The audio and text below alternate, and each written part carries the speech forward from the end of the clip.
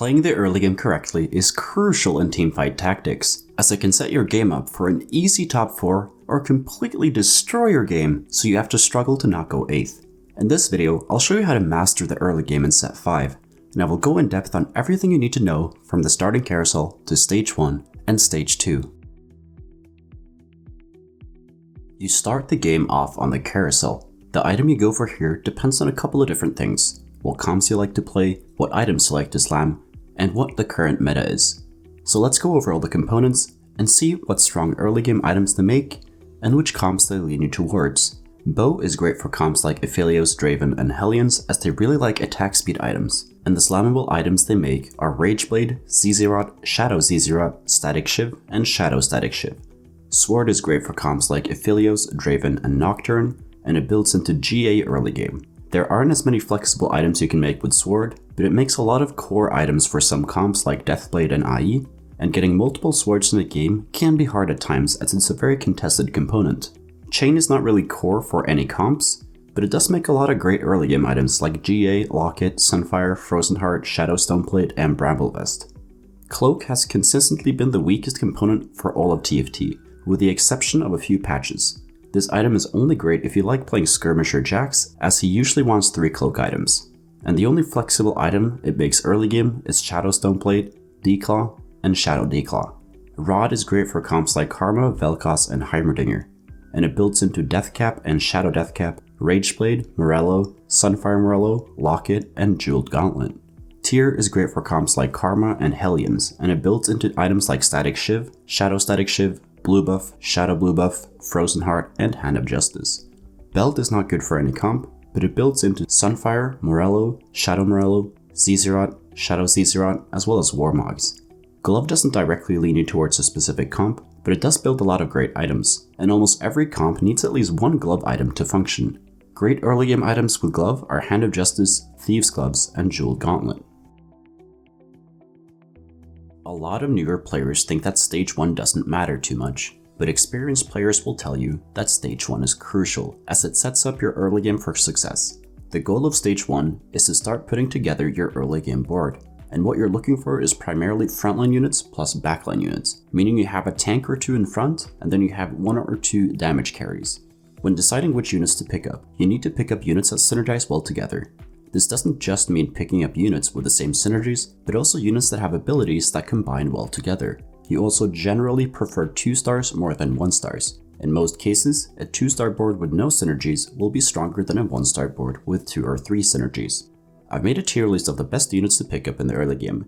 This tier list is assuming that A, the units only have 1 active synergy, B, that the unit has 1 good item, and C, that you have a decent understanding of how to position the unit. For example, Kha'Zix, when he can't isolate targets, is a bad unit, but when he can isolate targets, he is amazing. And units with the same cost are being compared to each other and not against units with different costs. Every single tier list in this video will be linked in an Imgur album down in the description as well. Now that you know which units to value, let's look at the best synergies. One thing to note with this tier list is that some of the synergies are a lot harder to obtain than others. 3 Abomination and 3 Coven requires you to hit a specific 3 cost. This will occasionally happen in the early game, but not always. This tier list also assumes that each synergy is at the lowest level, so 2 Knights is okay in the early game, but 4 Knights is really strong, as some units will do 0 damage with their auto attacks then. Now that you know which units and synergies to prioritize, let's look at what you need to think about when you start putting together your early game board. Here I am on stage 1-3, and I have a couple of different options. I can go 2 Legionnaire with Callista and Aatrox, or I can pick up Leona and Poppy for 2 Knights. If I go down the Callista route, my early game board will be focused around Callista as my primary carry. So my level 3 board will most likely just be another frontliner to give her more time to carry. Our level 4 board can be either 3 Redeemed with Syndra, or if you get lucky you can go for 4 Legionnaires or 3 Abomination. So when picking up units, always keep in mind what your level 3, 4, 5, and 6 wants to look like. Another small thing to keep in mind is that you want to play units that you are most likely to keep. To explain why this is important, I'll give an example. Here we are on stage 1-3 and we bought Aatrox pair, so now we are at 0 gold. Since we are most likely to keep those Aatroxes, we want to play those too. Now Morgana gets dropped from an orb, and we want to buy the Lysandra for potential 3 Coven. To do this, we simply just sell the Kha'Zix for 1 gold, and buy the Lysandra. But if we played one Aatrox and one Kha'Zix, it's a lot more awkward to buy the Lysandra now, as we have to sell the Aatrox pair for it. The last thing to touch on with stage 1-3 is that some units can solo this stage. What does that mean and why does that matter, you ask? Let's take a look at this situation. Here I can sell Nunu, Morgana and Syndra to make 10 gold if I'm able to play a unit that can win this round alone. Shout out to u/Rainbash for creating this list of units that can pull this off. And I will link this Reddit post down in the description as well. I will comment here that sometimes you still want to hold units instead of making 10 gold. Like in this situation where I want to keep the Morgana as I already have Lysandra. When stage 1-4 rolls around, you will have gotten most of the gold and the items from the PvE rounds. We have 5 different openers in TFT. The most common one is 3 items plus 4 to 6 gold. Then we have 3 uncommon openers that you will occasionally get, and they are 3 items with 2 to 3 gold plus an Eco's help, 2 items 4 to 6 gold plus an Eco's help, and 2 items plus 10 to 12 gold. And then lastly, we have a rare opener that I've only gotten a few times actually, and it's 1 item plus 14 to 18 gold. I also want to add that for all of these openers, the item component you get from the carousel is included in all these lists. Now when we're aware of these openers, we can optimize our play for 1-4. Say we haven't gotten any gold yet, then we don't really have to think about which of the units we're going to buy or sell. Since we're always getting at least 2 gold, we can just wait until we get gold and then decide on what to buy or sell. Another decision you need to make during stage 1-4 is whether or not you're going to pre-level to 4 by buying 4 XP. There are 2 scenarios where you want to do this. First one is if you already have a strong board that you think can win streak. In that case, you pre-level to get a better shop next turn, as we get better odds for 2 costs and we can hit 3 costs as well. The second scenario is if you need a 3 cost to complete a synergy. For example 3 Coven or 3 Abomination, as you need Morgana and Nunu to get those. The downsides to pre-leveling is that it takes longer to make eco, and it's also a lot harder to play some reroll comps as you get worse odds for 1 cost units. But in general, I personally only pre-level in about 40% of my games. Then stage 2 comes, and here our goal is to save as much HP as possible while making as much money as possible. The first thing we need to find out is whether or not we can win streak. This will depend on a couple of different things. How many 2-stars you have, how strong are your units, how strong are your synergies, can you make an item, but most importantly, how strong are the other 7 people in the lobby. In order to win streak from stage 2-1, your board generally needs at least 1 or 2 2-star units, and you need to make at least 1 item. The other 3 factors vary from lobby to lobby and patch to patch. At the time of making this video, Hellion opener with Ziggs as the carry is really strong, so right now you can get away with having less 2-stars as the synergy and units are quite strong on their own. In addition, sometimes the lobby will be what we call a high roll lobby or a low roll lobby. A high roll lobby is where everyone has a strong board, and therefore you need an even stronger board to win streak there. The opposite is true of low roll lobbies. Here everyone got unlucky and have weak boards, so here you need less of a strong board in order to win streak. Therefore, it is always crucial to scout before deciding if you can win streak or not. If you can't win streak, then you want to play for a loss streak. This is still okay as there are a lot of strategies you can use to come back into the game later. When loss streaking, you want to primarily focus on econ, and you also want to make a board that is good at killing units instead of making the strongest board possible. This is because we're taking damage while loss streaking, and the damage you take during the early game can be quite significant. Therefore, we want to kill as many units as possible so we reduce the amount of damage we take. As you can see here, with every unit we kill, we take 2 less damage.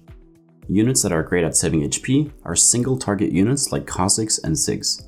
In most games though, you're not going to be full win streaking or loss streaking, but it is still important to keep your streaks somewhat consistent. Even the 2 and 3 streaks still pull in a lot of gold that generates even more gold off interest. Say for example, you tried to win streak from stage 2-1, so you leveled to 4 and you won the first 2 rounds. Then you lose the 3rd round. This is obviously not preferred, and now you need to focus more on economy since we are not getting gold from streaks anymore. This means that you might have to start selling pairs to make interest, and you can't hold as many units anymore. From here you generally prefer to lose the next 2 rounds so we get a 3 loss streak coming into crowds. After you have decided on whether or not you're win streaking, you need to make items. As a general rule, you want to make an item if you have 4 or more components. On 2-1, you're only going to have 3 items, but with the introduction of the armory in set 5, We will usually get 4 components by stage 2-2, as we get to choose another component here. So if you don't really want to slam an item on 2-1, you can always wait 1 turn and make something better on 2-2.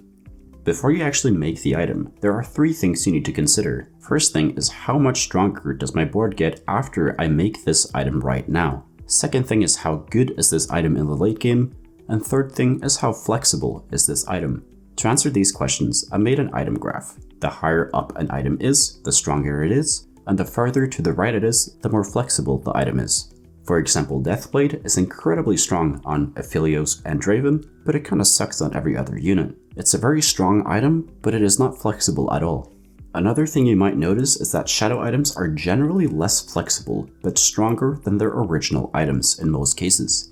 So if you are a newer player, I would recommend you stay away from shadow items until you get more comfortable with the game.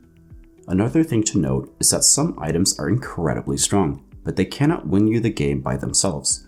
For example, having 1 Shroud or Zephyr in your comp is really powerful, as they provide great utility to your team. But if you had nothing but Shrouds and Zephyrs, your team would not do anything. Another thing to note as well is that some items perform better in different lobbies and different metas. In other words, they are lobby-dependent items. A great example of this is Trapclaw. This item hard counters units like Karma and Vel'Koz, but does nothing against carries like Aphelios, Draven, or Jax. So if there are a lot of spellcasters in your lobbies, Trapclaw goes up in value. I can go on forever about how this graph doesn't tell the whole story, but it still tells enough of the story to be useful, so take this graph with a grain of salt. Once you know which items to make, you need what is called an item carrier. The job of this unit is to carry the items for a future carry until we find them. Say you want to play Aphelios this game, but he is a forecast and is rarely found in the early game. He wants attack speed items like Rageblade and AD items like Deathblade. A great user of those items is Callista, therefore Callista is a great item holder for Aphelios. So the idea is that you will run Callista with Deathblade and Rageblade.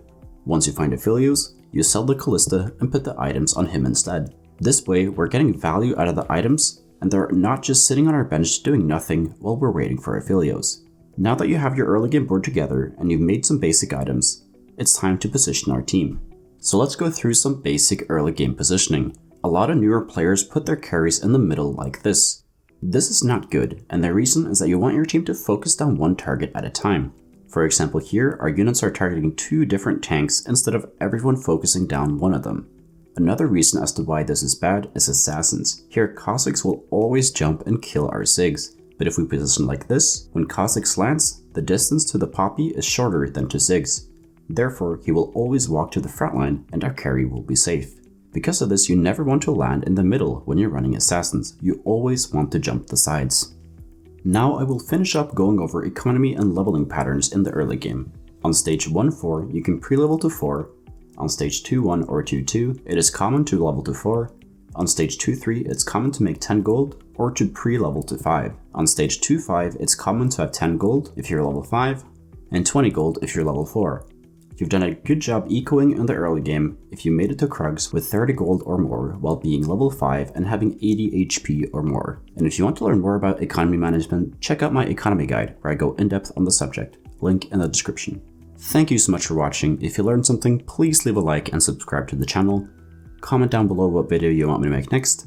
And if you want to get better at TFT, join the Discord. We got over 2,000 other players there who are hungry to climb. And if you want to get coached by me, the information is over on the Discord server as well. So take care and see you in the next video.